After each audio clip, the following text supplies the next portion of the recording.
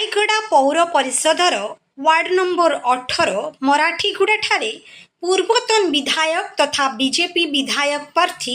Trinath ଗୋମାଙ୍ଗୋ mission ଶକ୍ତି ମହିଳା ଗ୍ରୁପର ମାଆମାନେ ସୁଭଦ୍ରା ଯୋଜନା କିପରି ପାଇବେ ସେ ବିଷୟରେ ଆଲୋଚନା କରିଥିଲେ ଓ ଗରିବ ଲୋକେ କିପରି ପ୍ରଧାନମନ୍ତ୍ରୀ ଆବାସ ଯୋଜନାରେ ଘର ପାଇବେ ସମସ୍ତଙ୍କୁ ବୁଝାଇଥିଲେ ଏବଂ ଅନ୍ୟାନ୍ୟ ସମସ୍ୟା ବିଷୟରେ ଆଲୋଚନା କରିଥିଲେ। ଏହି କାର୍ଯ୍ୟକ୍ରମରେ ପୂର୍ବତନ ବିଧାୟକ ତଥା ବିଜେପି ବିଧାୟକ ପ୍ରାର୍ଥୀ ତ୍ରିନାଥ ଗୋମାଙ୍ଗୋ,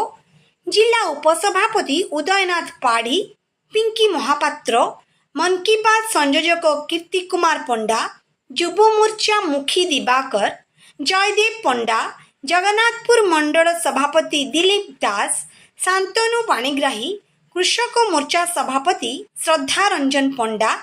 ଅମିତ ଷଡ଼ଙ୍ଗୀ ଏବଂ ଅନ୍ୟାନ୍ୟ କାର୍ଯ୍ୟକର୍ତ୍ତା ପ୍ରମୁଖ ଉପସ୍ଥିତ ଥିଲେ।